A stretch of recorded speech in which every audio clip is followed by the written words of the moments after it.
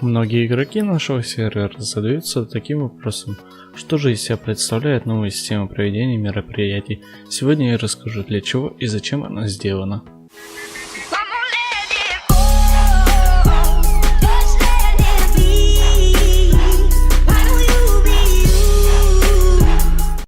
Вот так вот выглядит сама команда MPGO.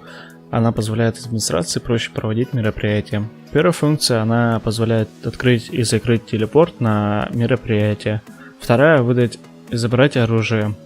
При написании 0 забирается, при написании других чисел выдается. Выдать здоровье, это отнять броню и выдать всем здоровье на 100. Спрятать игроков, полезная функция для пряток. Она позволяет спрятать как игроков на карте, так и на радаре. При телепортации игрока на мероприятии ему запрещается использовать такие команды, как Actium и SwashBG. Также он не имеет возможности использовать Alt и использовать личное оружие.